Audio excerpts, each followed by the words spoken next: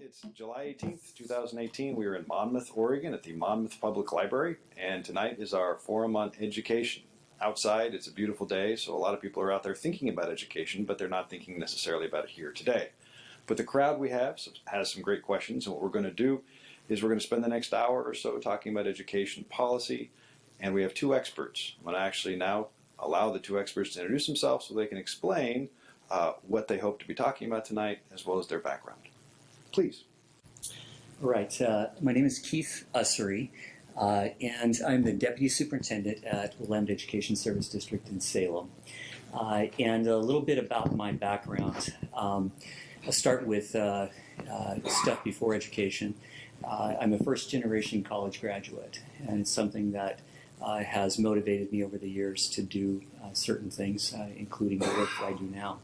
My dad was a mill worker, and my mom worked in retail in Lakeview, Oregon, and that's where I grew up. And I'm proud of that background, but I came to Western where I earned a bachelor's and a master's degree, and then went on to Portland State to earn my certificate to be an administrator in the state of Oregon. I spent 10 years in the classroom teaching writing and speech primarily at Dallas High School. I went on to be that high school's principal for an additional 10 years. And more recently, I've spent 8 years at Willamette ESD as their school improvement director. And then in the last 4 years, I've become their deputy superintendent. For those of you who aren't familiar with Education Service District, we're a bit like an education co-op. We provide services to 21 school districts in 3 counties, Marion, Polk, and Yamhill County. And those services range from special education to school improvement to technology. And essentially we provide things that school districts can't provide for themselves or at a cost that is too high for them to provide for themselves. As I mentioned before, I have a passion for serving first-generation college grads or would-be first-generation college grads. And more recently, I've also become really passionate about social-emotional learning. That on the heels or on the backside of No Child Left Behind, we have an entire generation of kids who have many of their needs unmet, aside from their most core academic ones. And it's a change that I think has been a long time in coming. So. All right, thank you. Thanks, Keith. Well, firstly, thanks for coming out tonight, and thanks, Paul, to you, and also Monmouth Public Library, right? We're so lucky to have a library, aren't we, in this neighborhood? It's a really good one, too.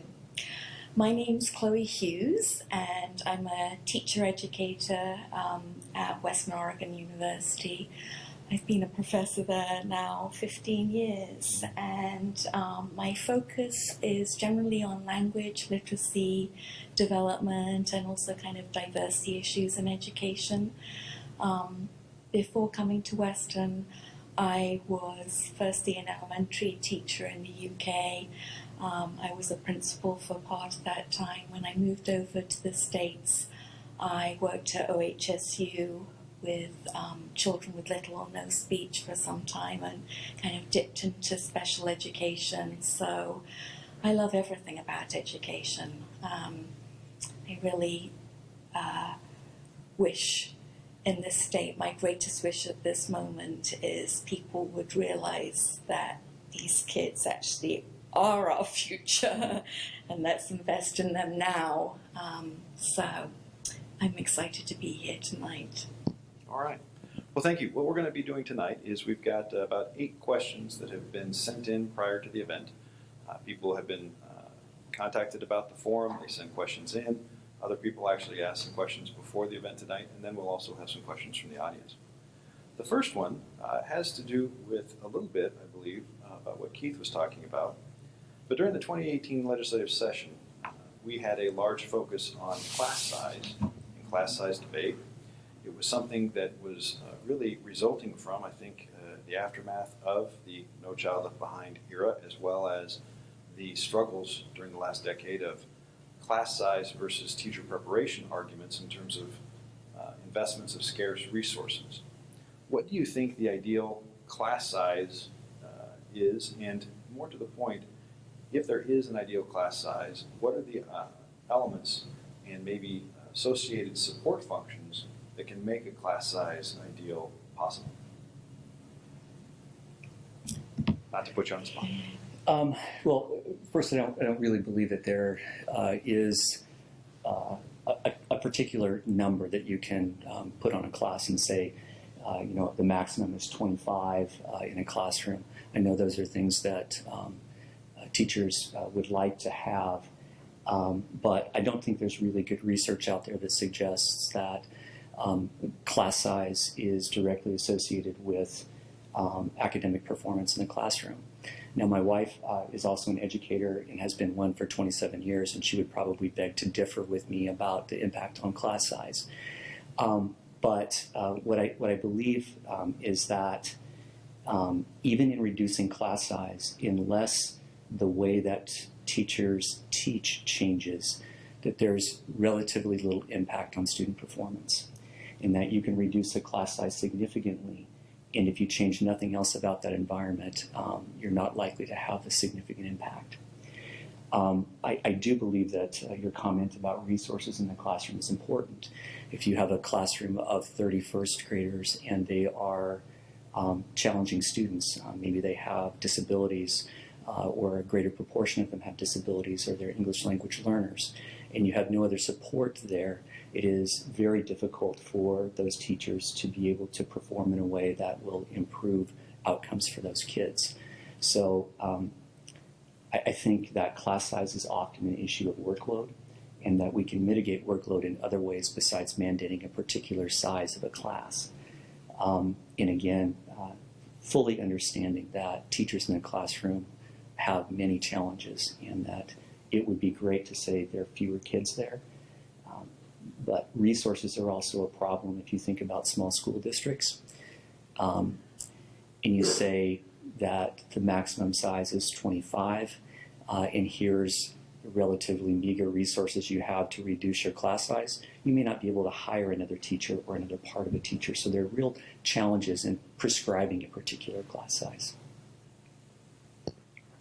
Yeah, I'm aware that we've got a number of educators in the room too, and I think we've all had experiences of having a large class where something has really worked well, and a small class where you're kind of struggling to wonder why things aren't going so well. So I don't think that there is a precise number that is ideal. On the other hand, in Oregon, we have some of the largest class sizes in the whole of the United States. If you go to Salem, Massachusetts, the class sizes are just over 15. Here, it's 25 and above. And if you go back to Massachusetts, Salem, Massachusetts, graduation rates are over 10 points higher than they are here. There are some correlations between these things, but there are other things too. We are a state of very limited resources, and particularly after Measure 5 passed, we've just had decades and decades of disinvestment, and there are all sorts of other things that teachers need as supports. I think a lot of teachers in Oregon actually really like their jobs. Class size has been a huge issue for them, though, but also is the fact that teachers not only have a heavy load in terms of numbers of kids, they have fewer instructional assistants. Librarians in the state have gone down from being something like 813 in the 80s to now we're about 130 in schools. Counselors, the ideal, apparently, according to the American Counseling Association, the ideal ratio for a counselor to students in schools is 250. In most states, it's around 400. In Oregon, it's something like 530. All these factors come into play. So if we were just to look at class size, I would say you're right, Keith. But the fact that we're also seeing why we've got big classes in so many different areas, it means there's a big impact on the quality of education our kids are getting. And, the teacher is only one of those people who's the educator too. I think that the real danger is oversimplification and saying we're going to prescribe a number and not look at all those other confounding factors that make it really challenging when there are large classes. And that's what I fear is when people say, that, the question is, what is an ideal class size? That varies so dramatically depending upon the resources and the location and the subject being taught. A PE classroom is not a writing classroom where there's intensive work every night in order to grade papers and provide feedback to students. Those things that differ, and there just has to be a recognition of that. So to that point, one of the things that, this is not a question that was asked, but it's related. In the 1990s, Oregon did some interesting things, some good, some bad.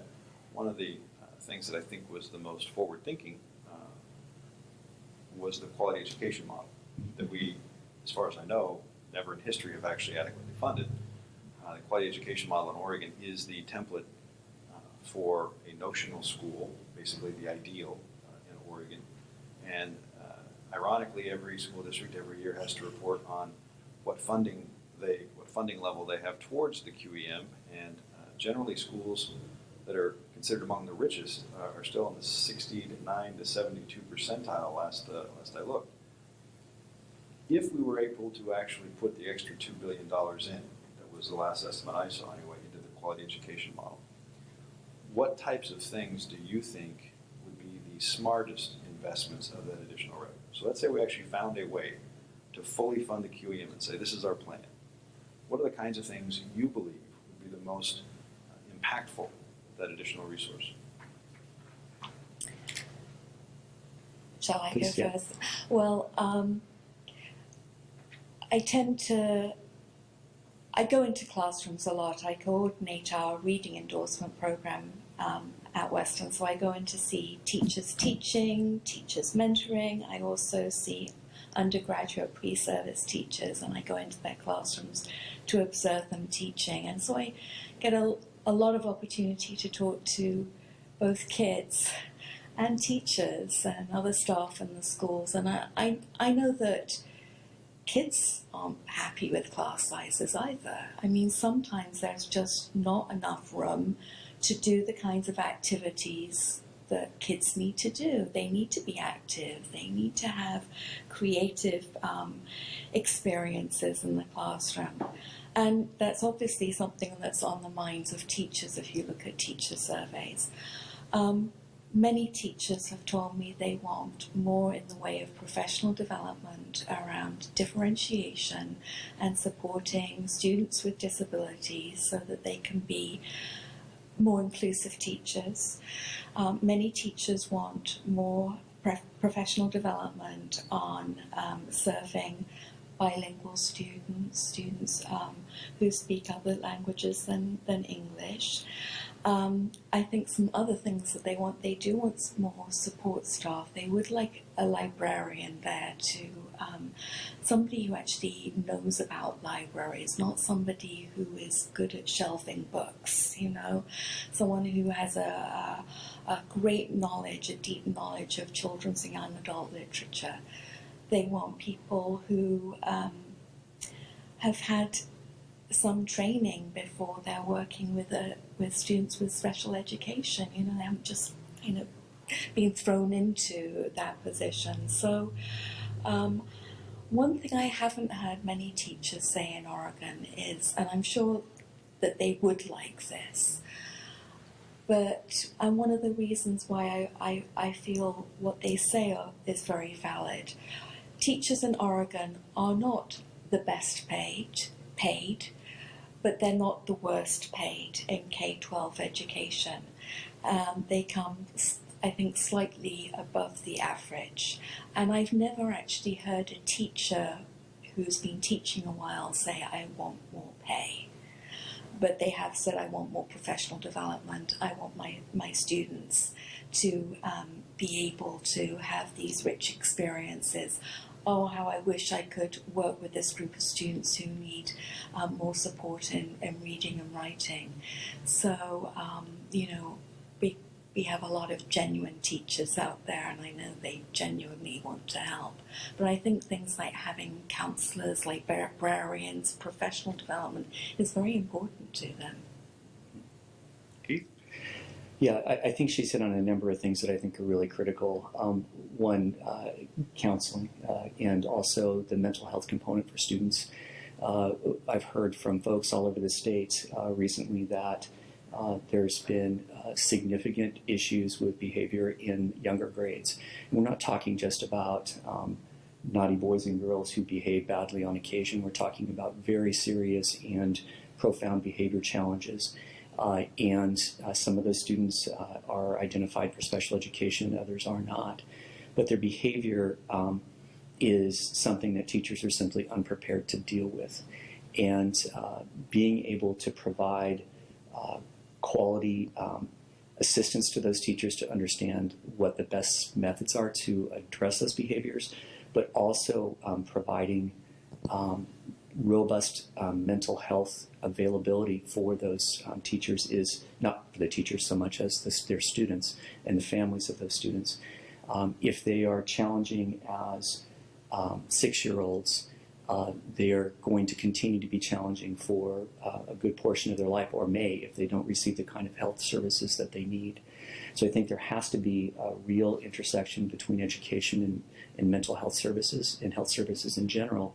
And I don't know how that fits into the QE model, but I know that this is a topic of conversation in many circles that I'm in, that people are simply overwhelmed with the kinds of behaviors that they're seeing in younger grades. Yeah. And to that point, we'll actually get to the questions from the audience after we get through the first 8, but write it down, hold it, we'll get there. This is actually a comment to the ongoing question or comments. This is from Jeff Baer, who is a teacher of 25 years in the Dallas School District that at least one of the panelists know very well. His comments, my greatest concerns in education center around the growing number of special needs students and the frightening escalation of violent behavior at all levels of public education. In the past year, I've experienced an exponential growth of accounts of special ed teachers being assaulted, bitten, kicked, and generally frightened out of their wits by students as young as primary and kindergarten. By no means is this a local issue. We're hearing reports of this behavior nationwide. As the chairperson of the district's bargaining unit, we have made significant efforts to support our special ed staff who are under increasing pressure to manage the situation, which often results in lost prep time, sacrifice of duty-free lunch, which is guaranteed by contract, and an emotional and psychological drain that most regular ed classroom teachers have a hard time fathoming. This situation has resulted in a significant drought of special ed candidates willing to take jobs in our state, as well as a number of current staff who are burned out and ready to leave, and to the increase in parents who are willing to sue, and increased costs for lawsuits related to special ed laws and regulations. In simple terms, we desperately need to find additional ways to support our team. Well, actually, let's deviate. Was your question on special needs? What was your question? So, first of all, And what's your name? my name is Jessica D. I work for Dallas School District. Okay. I have children in the district as well as I work within special ed there. And I almost went to tears listening to you talk because I've been yelling and screaming, asking for help. And it was fabulous to hear someone on the other side going, we hear you guys, we need help. I spoke at our board meeting a while ago. It's just like 30 seconds of background on my question. But I shared at the board meeting that I was working in a K-3 self-contained special ed room, and the behaviors, these 6 to 8-year-olds, is self-harm, literally trying to kill themselves at school, having to call police for support, and the students yelling at these police officers saying, shoot me in the head, I want to die. And we're begging for help. So my kind of big, huge question. And I'm going to ask if you can say the question slow so I can repeat it in the mic so people at home can Yep. hear it. So my big, huge question is, how can we bring the community together to support these students? Because it's more than the schools, it's more than the families, DHS, it's more than the academy building. How can we pull everyone together to support the students, the parents, the staff, I mean everyone? So, to paraphrase, how can we bring people together, the community especially, to support students with especially high needs in terms of behavioral challenges. Yeah. And this is special ed or non-special ed? I mean, the behaviors are both. And it's Right. mainly our 6, 7, and 8-year-olds that we don't know what to do. 6, 7, 8-year-olds, so folks perhaps the generation born right in the shadow of the Great Recession. Just putting a pin on. Go ahead. I don't know that I have an answer for that, but I think it's a really important thing to consider. I sit on a committee right now with the Confederation of Oregon School Administrators. They have a work group right now that's focusing on the social determinants of health and education, and they're looking at options to try and provide supports for students with these kinds of mental health challenges and behavioral challenges, and also looking at the impacts of trauma and other forces on these young folks and their families. And so I can't offer you a solution, but I can tell you that it's risen in terms of the importance in conversations around the state. And I'm hopeful that from that work group there will be legislative concepts that emerge for the next session that will leverage whatever resources that we can. But it's not just a group of school administrators. These are people from other organizations within the state, from tribes to the Oregon Health Authority to you name it. There's sort of a acronym soup of folks who come together to have these conversations, and they're making good headway. So, how to bring the community together? Well, it's kind of a challenge too, because if you've got kids who are so traumatized and they're not only a danger to themselves but potentially other people, there are probably some legalities around that, right? So it can't just be, a free-for-all or unorganized. But it does need to happen, and I think, actually, if you are going to bring the community in, you also need to have the expectation that you're going to get them the training and you're going to be able to support the community as well. I also think, having seen some of these kids in schools, and one week when I was working in Woodburn, the school had 2 lockdowns in 1 week, and this is not unusual. They're surrounded by violence and talks of violence, and I'm not saying that the US is getting any more violent. It's very easy to kind of mistake what's going on, but I think kids are being exposed to a lot of violence in the media and everywhere. I think what kids really need is creativity and having creative experiences. In the UK, when I was working with some kids who came out of the Lebanese war in Beirut, they were really traumatized, and we actually got play therapists in and art therapists into our schools to help integrate them, and actually that was a benefit to lots of children. I'm thinking, I like the word you use, trauma. These kids are going through the trauma of poverty, of homelessness, of perhaps the threat of deportation, a lot of movement, a lot of chaos in their lives.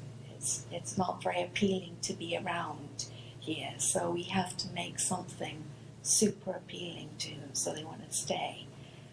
And unfortunately, I think, we've gone through the time of No Child Left Behind, and though we might have the vision that, okay, it's not just kind of we'll work on the math and the literacy, we need to have a much more holistic curriculum. Right now, we don't have much in the way of funds to support that holistic curriculum. I'll go back to Massachusetts, Salem.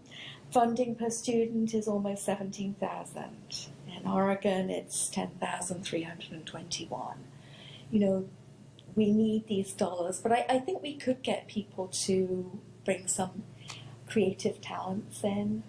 I think there's a potential for working with, the business world as well, small business, and getting, theatre coming into schools, those kinds of things. So from this question, I think that there's a number 3 on the list that was asked. I'm going to modify it just a little bit, but it appears in everyday news, and you've hinted at the experience of students in school on a daily basis, that our visions or our understanding, our comfort level with what we thought society was seems to be in transition, that we always live in uncertain times, but these seem to be a little more uncertain than others. And an interesting correlation is that over the last 25 years, we've seen, at least in the state of Oregon, a disinvestment in civics education. So we concurrently have been putting more and more money into making the students more prepared for the workplace, and less investment in being prepared to live in an increasingly diverse society and a community, and be able to communicate with people that are different and have different perspectives. And we expect somehow, because you're a good worker and can read and write and do math, that you have the interpersonal skills and the understanding of how your taxes are spent. We just expect that to take care of itself. One of the bills that I've continued to push for in the legislature and have had some success is an increase in civics education.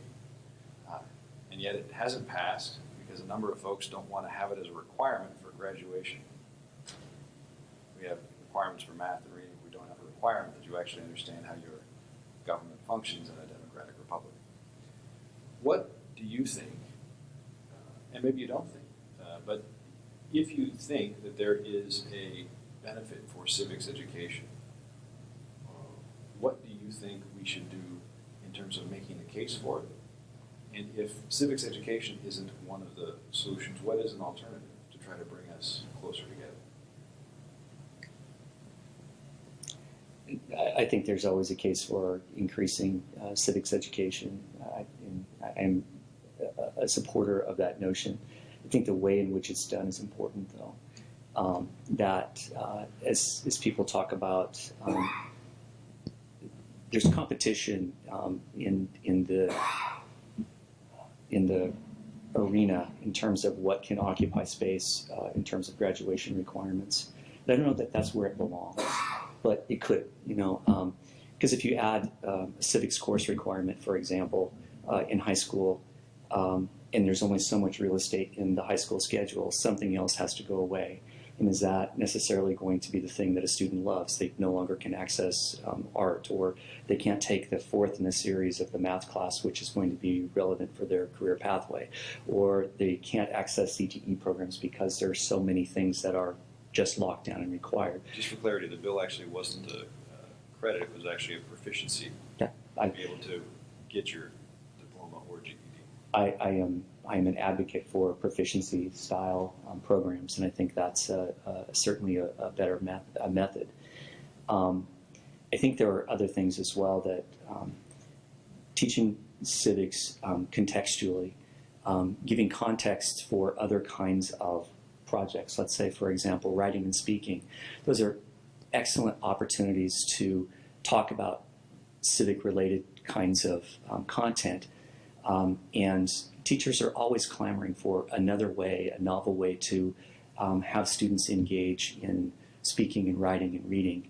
And so I think there's certainly opportunity there.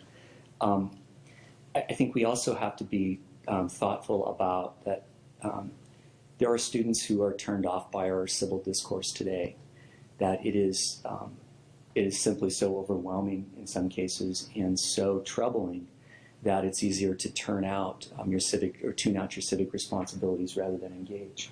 And so I think it's absolutely critical, no matter what direction we go in terms of teaching civics to our young folks, that we engage in civil discourse and we model appropriate kinds of behaviors for them and we call out behaviors and discourse that is not productive. I think that's absolutely critical in this day and age. And I don't have an answer for the best way to approach it, but I agree that there's a reason and a need for our young folks to be more engaged in civic activity. And Chloe, not to put you too much on the spot here, but because you mentioned that you taught in the UK, how does the UK teach democratic Well, civic responsibility, or does it? I would hate to make a pronouncement now, because when I left the UK it was 1994, and just as Just a we've few had days one ago. or two changes here over Right. the years, I imagine they've had a Right. couple as well. But you know, the Houses of Parliament, if any of you have watched civil discourse, and it's not terribly civil. But you know, there are there used to be a lot of school debating, and we would get a kick out of watching, you know, Parliament, and have school trips up to the House of Parliament and so forth.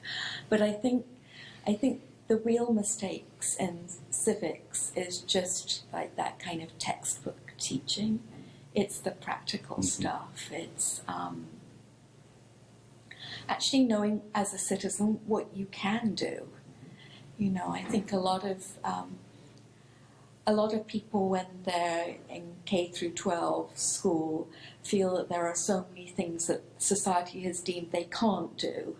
And then actually to teach it from a point of view that the things that you can do as a citizen is like quite appealing. And actually to have, you know, critical literacy projects, you know, teaching it maybe in the context of literacy and doing something and having an outcome, it needs to be positive.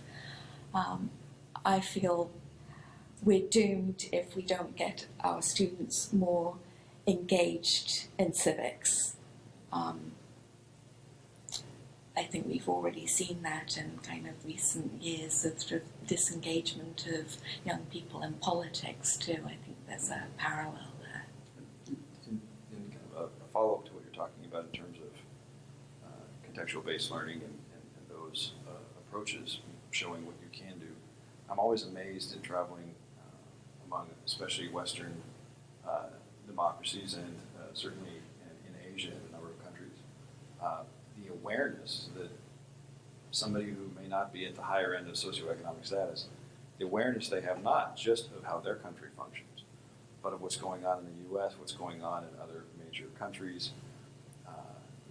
It's always fascinating that there are people in Britain and Germany that are following state and national elections in the United States more than some of our own folks. And I know education alone isn't part of it, but it sounds like both of you agree that an investment in civic experience, at least, and some types of proficiencies along the way to encourage people would be worth our investment. So to try to go to the 800-pound gorilla in the room, finances, we've talked about that.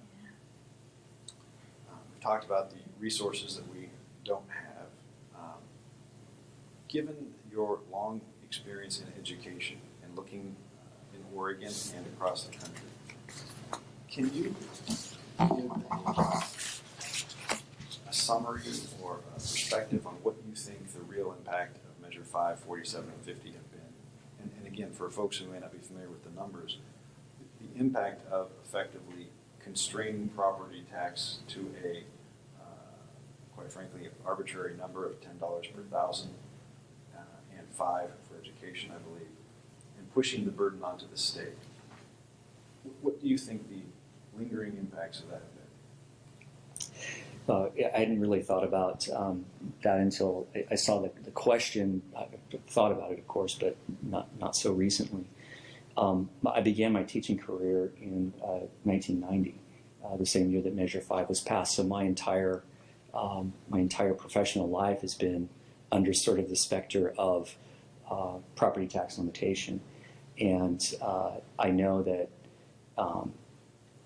that it's not just the absence of resources, it's the cyclical nature of the resources that causes so many problems for us. If we had a trajectory of funding that was clear that it was going to be at least as much as it was last year, maybe a bit more over time, but when things cycle so dramatically, it's really difficult to plan at a district level and not to see staff come and go as a result of that. As far as a funding equation,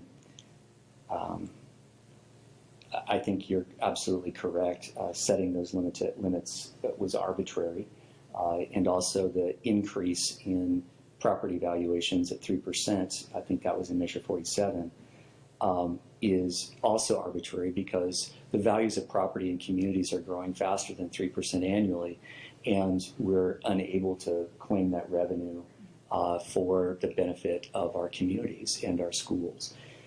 And so I think there's a real challenge there.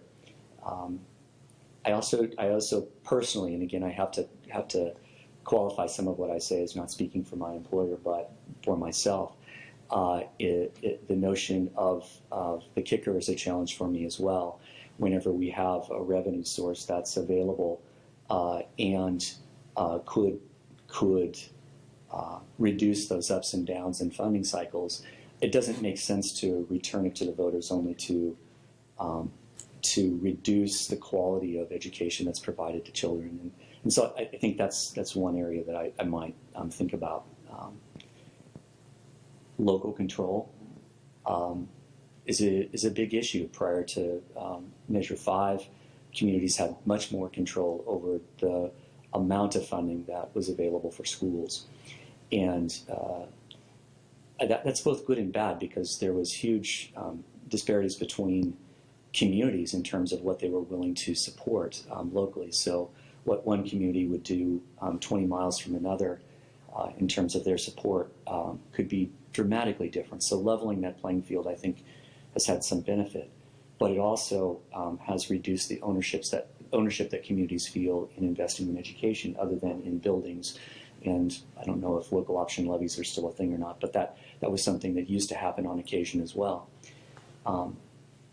And I see that in schools right now, where you'll visit schools in an urban setting that have had big investments in school buildings and facilities and programs, and you go 25 miles away to a rural school, and the building is in decay, and there is a real lack of program available for students at every level.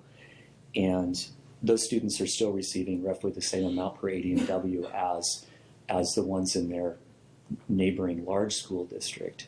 And that's a systemic unfairness to those children. And so that's not an answer to your question, I don't think, but it's meandering a bit, right? It helps provide some context to the overall discussion about trying to find the perfect funding mechanism. There isn't perfect, but there are unanticipated and anticipated costs with any structure, and I think you've highlighted some of those challenges. Yeah. My huge worry is that actually we're in an economic boom at the moment. And I mean, where do we go from here? It's unlikely that we'll sustain this amount of growth.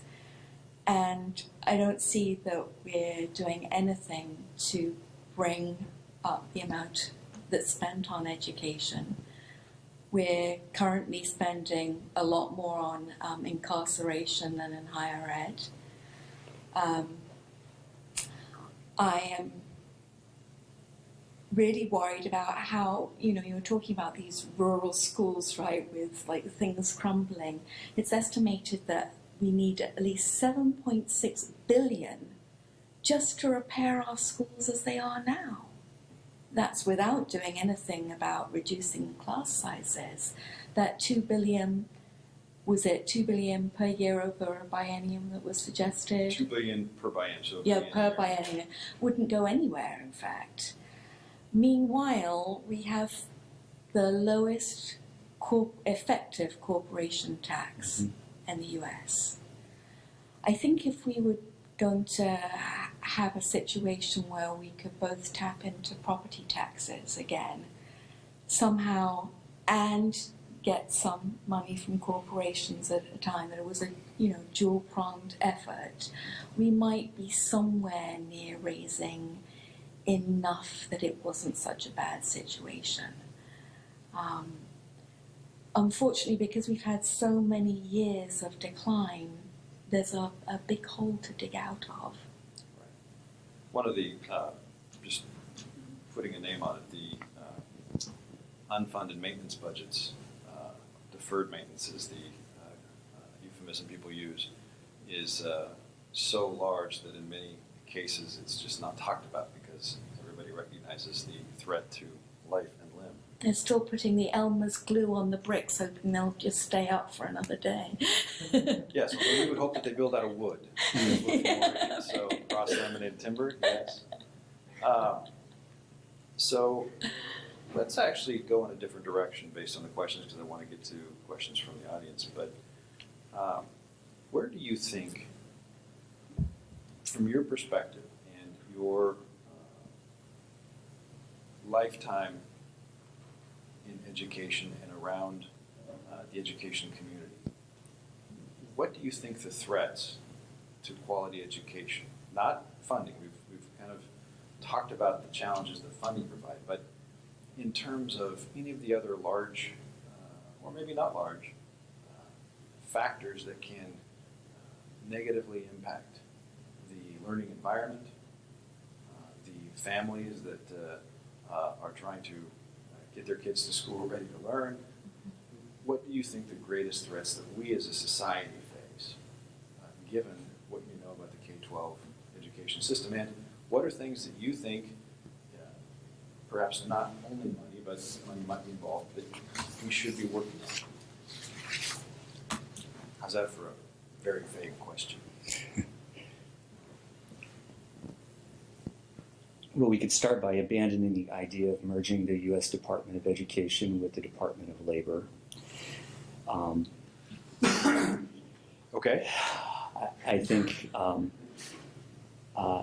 there has to be quality leadership from the federal side and from the state side in education, and consistent leadership, because these are long-term issues that we're trying to address. And I'm hopeful that as we move forward over the next few years, that whoever is in the governor's chair recognizes the importance of having consistent and stable leadership at the Department of Education, that a revolving chair there is a frightening proposition, in that we're not likely to make the kinds of headway that we want to make in terms of academic outcomes and improvements in terms of social and emotional health of children, and the health of our teaching staff and preserving that group, unless there's consistent leadership who is willing to listen and engage the community. I am a supporter of Colt Gill, and I think he's doing a great job. But he has to be in the job long enough to affect positive change. And so that's a challenge. I've got lots of others, but I'll let you dive in for a moment. Well, building on your revolving door problem, I think that happens because there is also so much change. Mm-hmm. And I certainly think every teacher needs to go into a job knowing that they're going to have changes every single day. But there have been so many dramatic changes that they've had to not only kind of learn about briefly, internalize over a summer, and kind of change practice the next year, that is exhausting. And I think there has to be a balance of expecting teachers to do something completely new and how many times you get them to do that.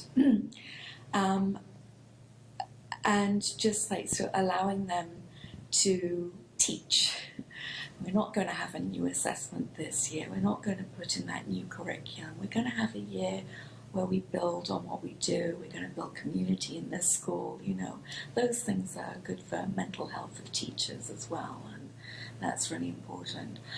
One thing that I know would require more resources, but something that I particularly noticed coming from the UK.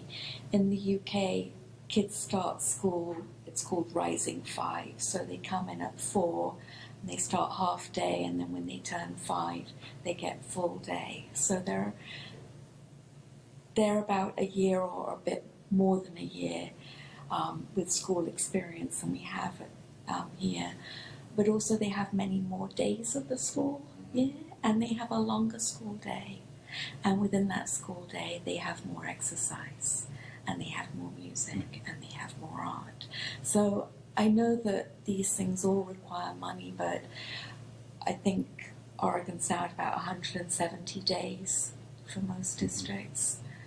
I know Henry's brother, I think their school district is about 185 days. There's a big difference. Big difference. So So if I could synthesize, longer school days, or at least a more thoughtful approach to how we manage the time, and perhaps even aligned to work movements. Some people are looking at perhaps changing school hours to be a little bit later start, but align better so that people can actually get the kids at a certain time, starting a little bit earlier, expanding the year, going at least maybe starting at 4 or 5 for educational opportunities, looking at leadership from the national level and at the state.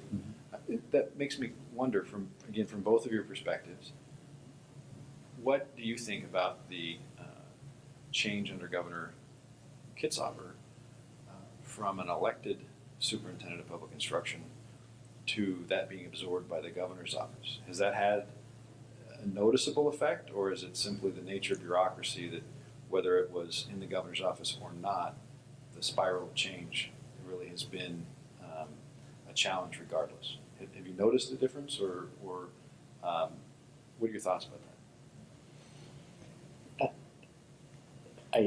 There's a part of me as a practitioner that likes the idea that that there's greater stability in that office, and that the appointment can be made based upon the true qualifications for the position. And sometimes, even though I think the electoral process is one that often produces good results, in some cases you have people who rise to that particular position who are underskilled. And I think that's something that's dangerous. That if you have people who are really unfamiliar with the territory, it takes 2 or 3 years to get to really understand the moving and ebbing and flowing of the system.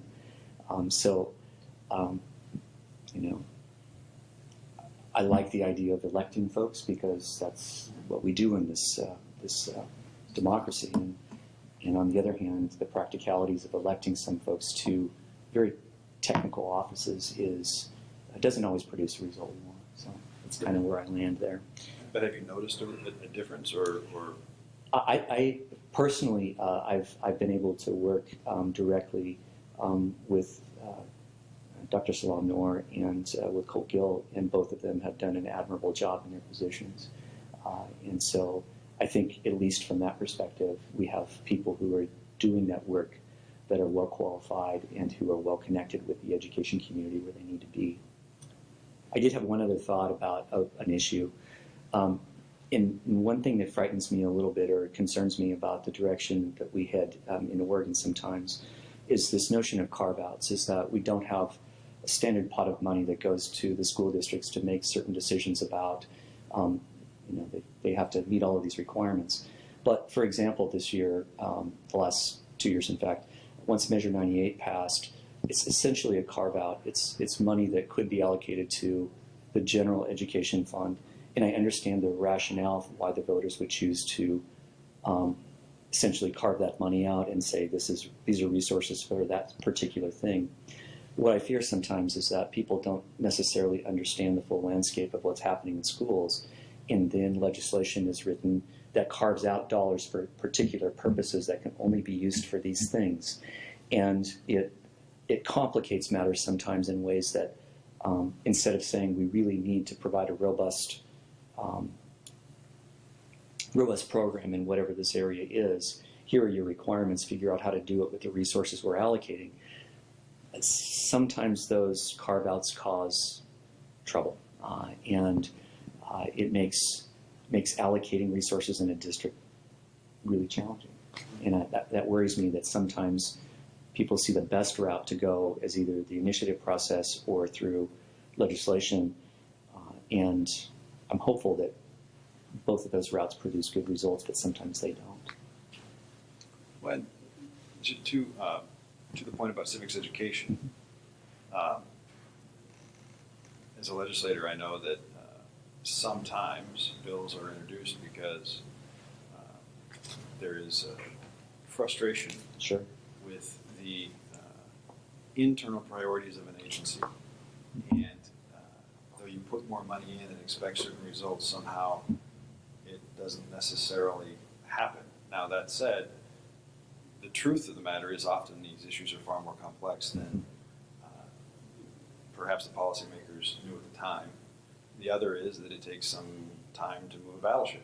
You can't move something very large overnight. So that sense of understanding how systems work and how government actually turns an idea into a law, into a policy, into a rule, into implementation is one of those things that I know challenges not just the public, but also challenges decision makers that aren't familiar with the role of local government or the role of delivery of certain types of services. Right. So, are there questions from the audience that you guys have been thinking about? We have a couple more that people have sent in, but I want to make sure. Yes. So I have a question about the House Bill 4067. That's the students coming into basically K-3, bringing their developmental disability eligibility with them, which used to have a different eligibility once you went to K-12. The domino effect that that's going to have, having the developmental disability move to K-3, as well as that being a new eligibility to identify once they're in school. What are the domino effects to that? And So again, could I have a one or two sentence question that we could make sure the audience can hear, so I can. you guys know exactly where I'm going on this, huh? So how can we be proactive How can we be now proactive? that? How can we be proactive now that we have developmental disability as an incoming and ongoing eligibility in K-3? Okay, so what House bill again? 4067. House Bill 4067, having to do with developmental disability being an introductory and ongoing eligibility for additional services. How are we going to manage that, given the challenges of, I wouldn't necessarily say a carve out, but target priorities that need to follow it by law that then pull resources away from other activities? What's the quick answer on that? If you don't have one, that's okay. I don't have one, and my expertise is not special ed. And while I'm familiar with what you're talking about here, I couldn't give you a coherent answer that would lead you anywhere. I'm afraid I don't think I could give a coherent answer either. I think this kind of legislation happens with good intentions. When there isn't a great budget to research what the implications might be in rolling these things out, there's always a gap. I remember a couple of years ago with the dyslexia legislation and how that got translated by TSBC into, the new rules for teacher preparation and for teachers. When I first looked at the House bill, it said that there would be no kind of real funding effect. Well, of course there would be. You've got to train all of these teachers. And in fact, with our undergraduate program, the way it got interpreted by JSBC. They wanted us to add 15 credits to our program just on dyslexia. So, you know, there are good intentions, and I think things often come about in a grassroots way, and I think legislators on the whole probably want to listen to parents and feel they're doing the right thing, but we may not have all the right information or the complexity of the picture when decisions get made. When it comes to legislation, an old mentor of mine once told me that, remember that the committee process started out to build a horse and came up with a camel. And that tells you a lot about how legislation actually goes from idea into implementation. I'm not as familiar with the bill that you mentioned. I'm somewhat familiar with the dyslexia bill, and I can tell you for a fact that the intention was much smaller, much more gradual, and much more intended to influence training into the future, as opposed to quickly demand required outcomes at certain levels, because we knew that there wasn't a lot of money. However, once something becomes legislation, it's authorized, and certain folks take that and, for all, again, good intentions, try to make it as robust as possible. And one of the most interesting things is that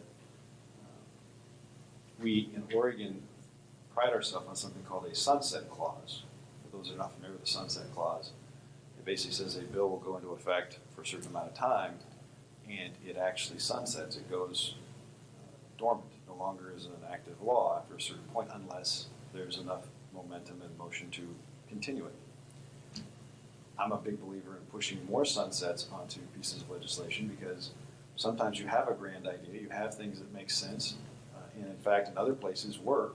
You put them into motion, and because of the particulars of our community, it doesn't work. Now, that doesn't mean it can't be tweaked. It doesn't mean it can't be changed and amended. But the inertia of a program, once it actually gets built, is sometimes harder to amend. And if we actually had more sunsets, I think we would actually probably force conversations among the different levels of government. Just a thought. Other questions? Yes, sir. Question about that sunset. Yes. Is that something that's applied to each individual bill as written in the bill, or is there a sort of blanket class of bills that are? So the question has to do with sunset bills, or a sunset clause in bills. You have to request the sunset bill be written into the bill for when you go through the drafting process. That said, there are certain static legislation that is always sunsetted. So tax credits, for example, are on a 3-year sunset.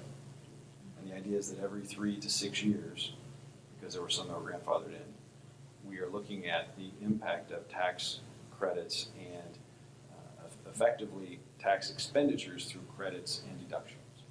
And the idea was that instead of a cost of a program delivery, a cost of a deduction or a credit still has a cost, and we want to make sure that we have visibility on the ways in which we're putting money into the economy that way as well.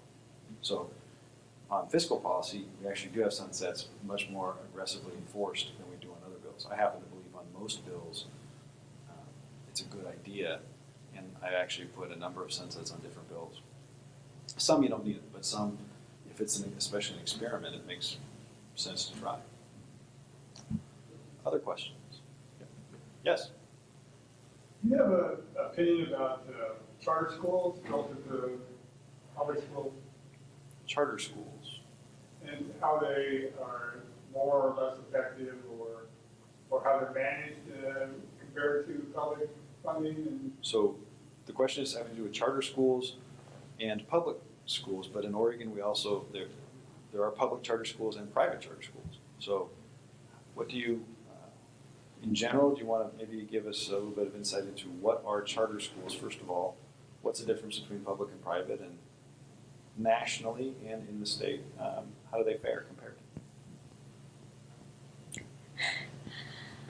From the research that I studied a few years ago, because this became quite a hot issue a few years ago, well before Betsy DeVos came into office, but the actually achievement measures of schools, if that's the measure you're using, student achievement in charter schools generally was not as good as in public schools. Could you say that again? Student achievement generally was not as good in charter schools as it is in public schools. Not as good. No.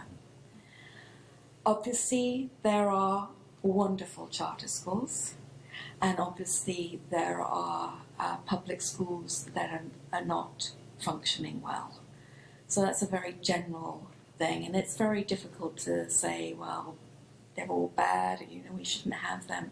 But one thing I do know, though, is that once we start getting into a voucher system where more and more kids leave public education, the funds coming into public education will get so small that we can't actually do anything that is fully supportive of educating a whole being.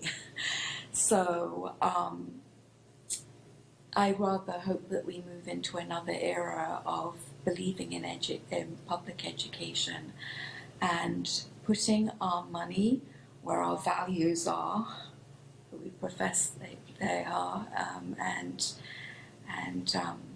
really support those. Now, I do think there are sometimes schools that will be a charter school that focuses on a certain kind of thing that can't be offered by every school. For example, there are STEAM schools and things, or there's theatre and drama schools, and I think those types of charter schools would best be in a part of a public school system. There's nothing that she said I disagree with. I think she hit the nail squarely there.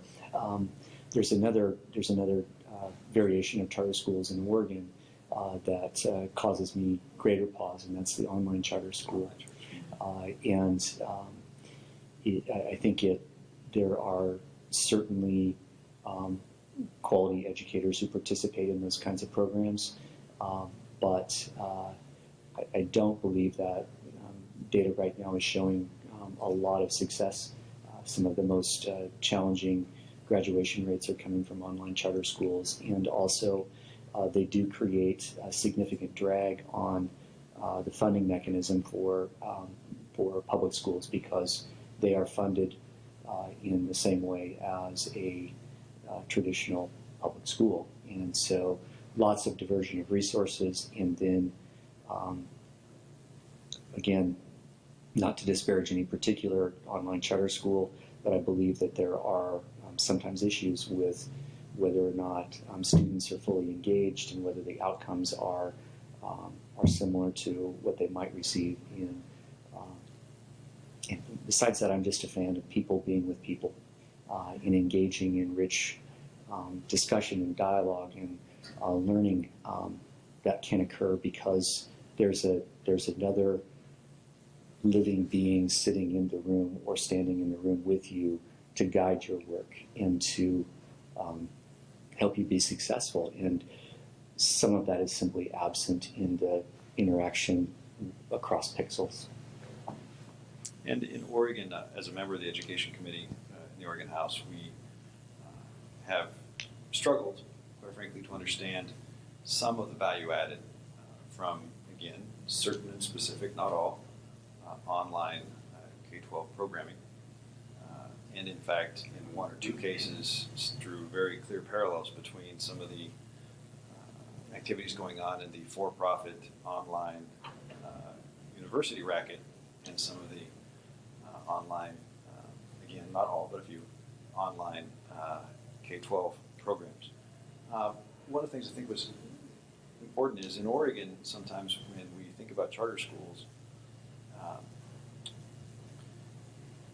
let me put it another way. From my understanding, charter schools in general came about because of an idea of trying to provide more flexibility in the way that education can be delivered. And in the early 90s, I remember the Reinventing Government book with Graeber talking about flattening down management and all kinds of things. It sounded great on paper. They generally don't necessarily work out in reality. But Woodburn, as an example, I believe they have 4 high schools inside their high school where they have a little more in terms of flexibility. They have a little more in terms of rules that are student-centric in terms of outcomes. Still has requirements, still a public school environment. Do you think that, if not charter, at least as some people envision charter, perhaps more local flexibility in delivery is something that might be worthy of discussion, or do you think it's already there? No, I think there's lots of opportunity to improve high schools in general. That the approaches that we're using in some cases are outdated. Their mode of delivering instruction might be outdated. Their schedule for delivering instruction is outdated. Their method for evaluating student work and looking at a whole variety of factors. It doesn't mean that, by and large, those folks are not working super hard and delivering good results with what they're doing. I just think there are a million ways to imagine delivering a high school education to students, and the intersection between higher education and high school and work. I think there's just so much more we could do, and I'm not sure what lever to pull in order to release some burden on schools to make them feel free to move in that direction. Some of that is also funding issues. Woodburn began their work with a significant influx of dollars from foundation grants and so on. So it's not always available to every school and district. I'm not sure that I have too much to add to that. No, I don't really, believe you said what I'd want to say. Well, given the time, we're about to wrap up. What I'd like to do, I'm going to ask a couple of questions, but you have no responsibility to answer either one. You can just wrap up with whatever you'd like to talk about. But in terms of looking forward, 20 years from now, okay, what would you hope that the legislature, the governor, whoever that may be, the school boards, and the communities that support the schools, what do you envision as being the top 3 things? It doesn't necessarily even have to be in schools, but affecting students. What are the top 3 things you would like to look back 20 years from now and say that we did in those intervening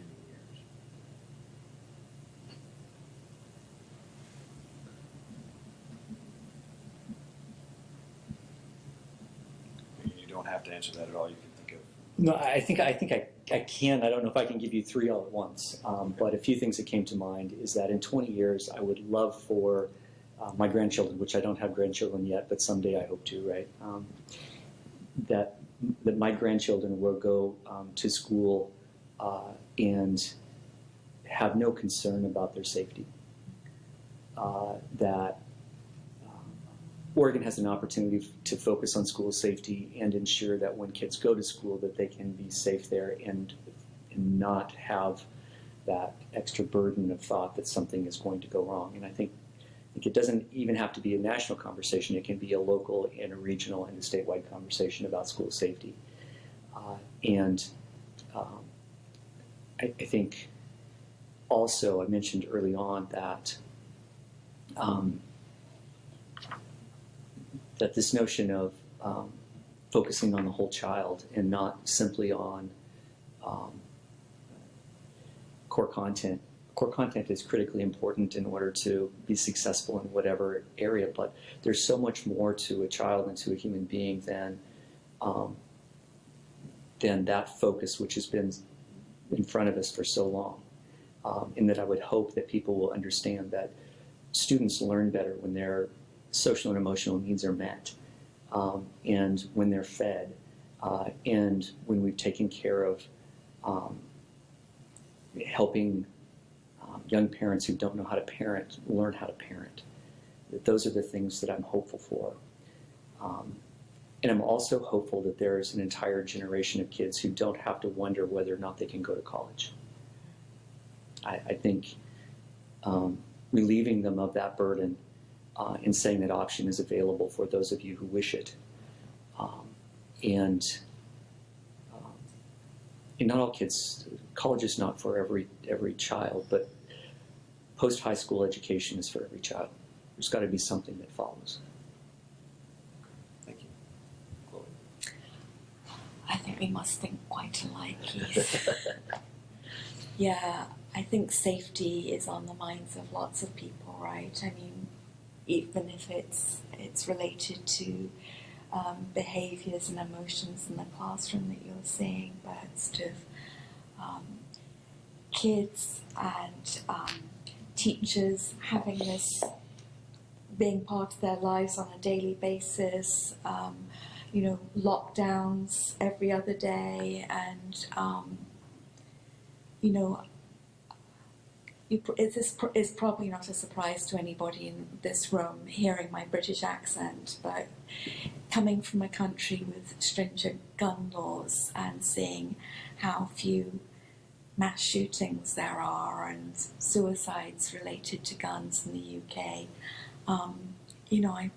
I think we're going to have to work on this issue, and I know it's a really hot button issue. I know that people don't like to talk about it because it can create conflict, but we're going to have to need another answer than let's arm our teachers. Teachers generally do not want to be armed, and for good reason. We've had kindergarten teachers go into a bathroom and discharge a firearm into their leg.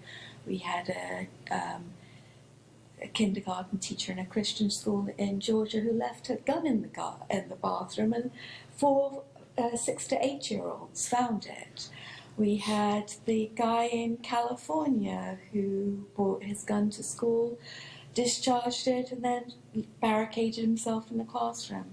We've got kids who we know are disproportionately receiving discipline. What's going to happen where a teacher is freaking out and they now have a gun and they're not really sure what to do as a behavior intervention? This is going to be a very uncomfortable conversation, but I really hope, top of my list, that in 20 years' time we're not talking about the latest mass shooting. There've been 288 this year so far. Last year, 2,700 children died from mass shootings or homicides or suicides from guns alone. That's 47 kids a day. We're going to have to take this conversation on. So, in Oregon, this is really difficult, I think, in rural states particularly, especially a place like Oregon where you've got like a very liberal camp and, a very rural camp. But when I was on the phone, there was a call in to Jeff Merkley. Lots of teachers came in, and that was like sort of number one issue and number one comment that was said, we don't want to be armed. We want greater school safety, reorganizing how schools are set up. Maybe not without breezeways, with no office to walk through so anybody can walk into any classroom. Anyway, I'll get off my soapbox about that. But yes, attending to the personal and emotional, social needs of kids. We've practically done away with play in our schools. Play is a kid's occupation.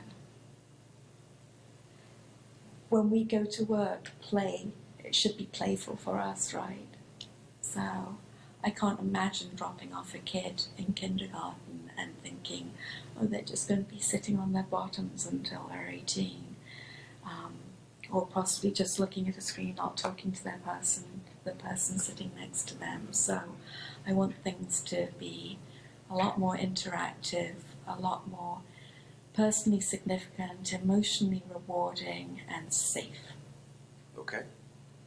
Well, on that note, thank you very much for being our panel tonight. Again, a shout out to Jeff Baer, who was going to be here but could not. He sent a letter explaining his concerns. Thanks to all the folks who actually sent in emailed questions, and actually the few folks who called Evan at work and told him the questions. Thanks to the audience for bringing in some interesting questions specifically about special needs and the conditions in the classroom. I happen to share many of the sentiments. I think whatever your views on home discipline, whatever your views on firearms, whatever your views on a number of things, schools should be safe. People shouldn't have to worry about kids being in combat at school. I think kids should not have to worry about being fed when they go to school, or quite frankly, they should never go to school hungry or ill-housed. We have a lot of work to do to fulfill the vision that you both talked about with great eloquence. Thank you very much for joining us, and look forward to the next forum that we're going to be having, and that should be in a couple of weeks.